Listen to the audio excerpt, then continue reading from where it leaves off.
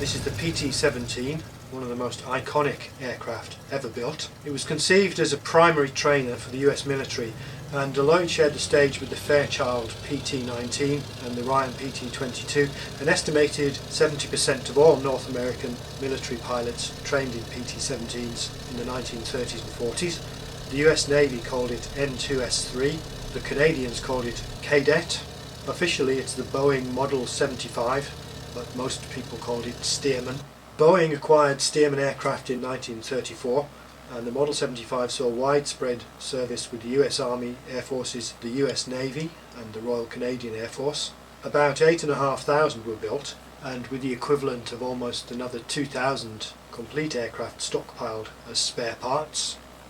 It's a simple aircraft with only basic instrumentation, a fixed pitch propeller and a steerable tail wheel that can be locked for takeoff and landing.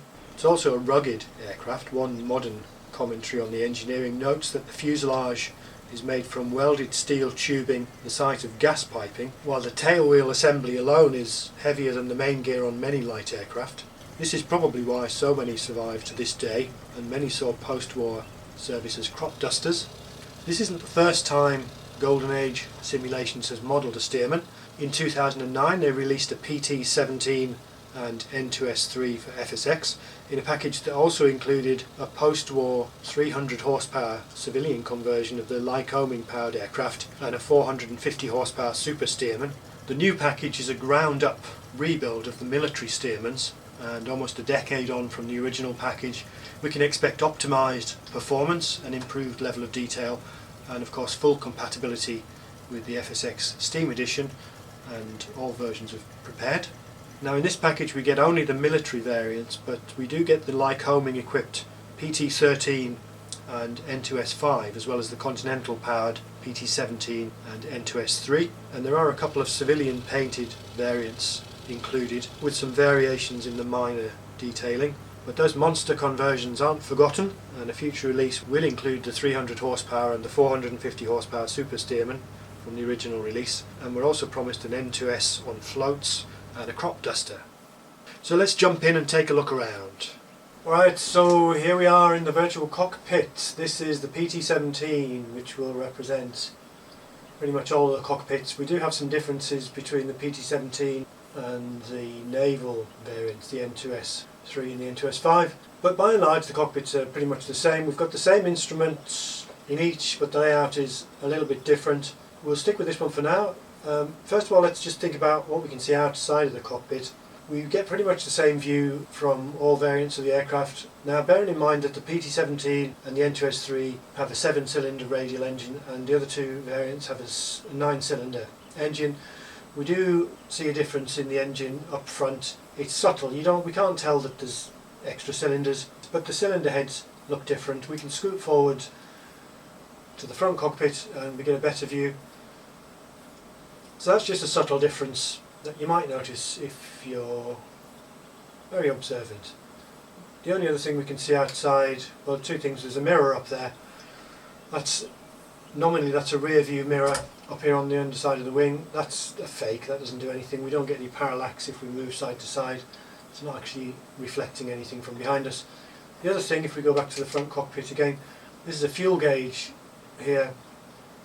The fuel tank, I guess, is in the wing right there, and that fuel gauge is probably just a float in the fuel tank, so the further down that pointer is, the lower the fuel quantity. We're very low at the moment. So head inside the cockpit. What can we see apart from the instruments? Well, we've got the mag switch over here. Mags are hot at the moment, arguably should not be when we're sitting here parked, but we'll ignore that. Below that we've got a fuel cut-off switch. I'll just do everything with the mouse here so you can see. We've got throttle quad down there, so we've got throttle, we've got mixture control there. Of course these are generally bound to hardware control, so my mixture is on the hardware control there, as is the throttle. Below that we've got control lock. We can flip that on and then the controls don't respond. Flip that off. Controls of course are mapped to my joystick, or my yoke in fact. And we've got rudder pedals. If we turn off the parking brake, which is over here on the right, We should also see the toe brakes operate on the rudder pedals down here. I think we'll leave that parking brake on. We've got carburetor heat control. That's kind of not that easy to see here. So that's carb heat on and off. I've got a light switch panel over here and a couple of electrical meters. The light switch, let's see, that's instrument panel light. Well, it's a spotlight, that's what this thing here is, but we can't see that, we're in bright sunlight here, so we're not going to see that unless it's dark. We've got elevator trim down here. Again, that's, you can operate that with a mouse, but it's often down to a control. You can see it moving now. I've got a trim wheel. That's pretty much all we get. We've got a fire extinguisher over here, which in the naval aircraft is in a different position. It's down, I think, on the right hand side, but that's a dummy, that doesn't actually do anything.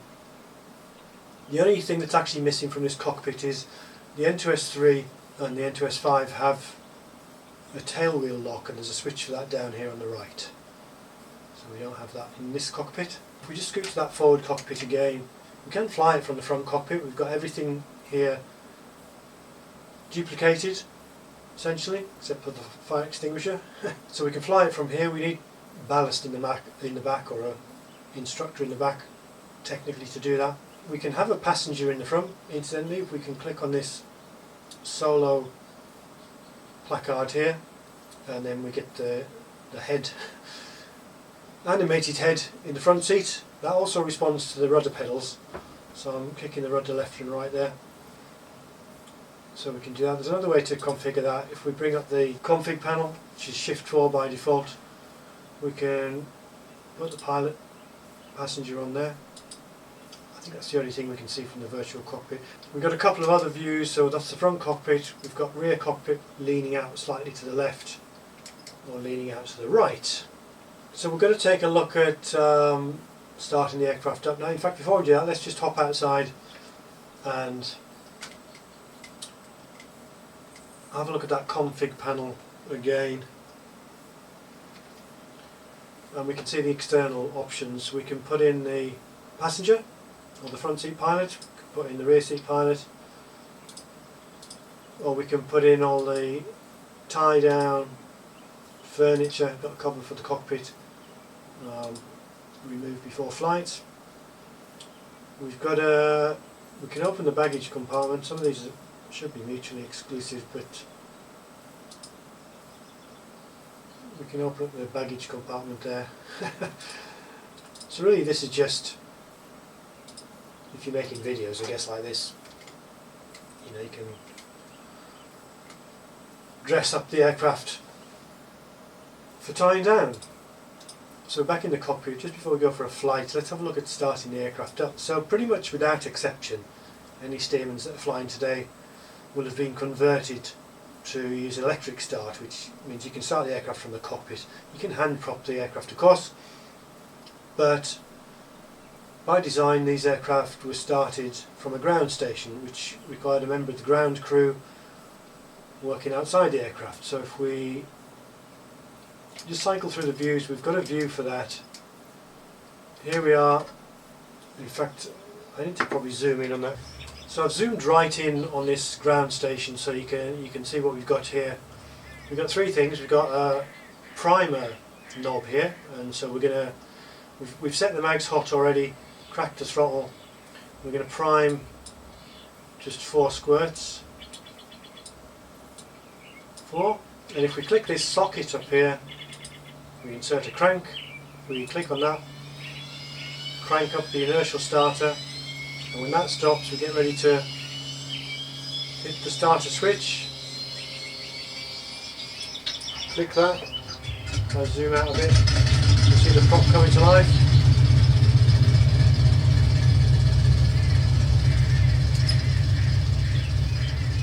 And there we are.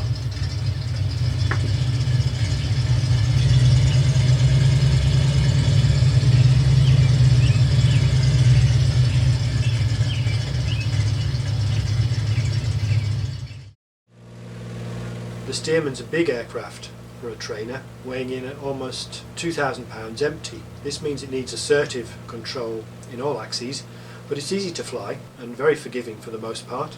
Performance is fairly relaxed with the standard Continental or Lycoming engines, giving a leisurely cruise of about 90 miles per hour and an acceptable climb rate of about 850 feet per minute.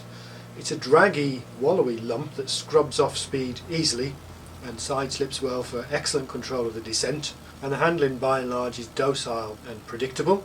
Now that's in the air, but landing is a different matter. In still air it's not dramatic in spite of zero forward visibility, but crosswinds are, according to the pilot's operating handbook, best avoided. The centre of gravity is well behind that tall landing gear, which means it only takes a small departure from the script for the tail to step out, and ground loops in training were very common. There is a story that military instructors would teach their students to drag the wing and let the ground loop take them rather than try to pick it up.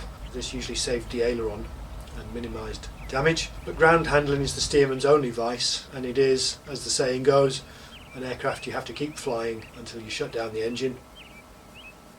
So that's the Boeing Stearman Model 75 from Golden Age Simulations. It's a true stick and rudder aircraft. It's easy to fly and great for low-level exploration. The paintworks are beautiful as always, and a paint kit is included if you want to make your own. For those of us who don't have access to the real thing, it's great to see the spirit of these old aircraft kept alive.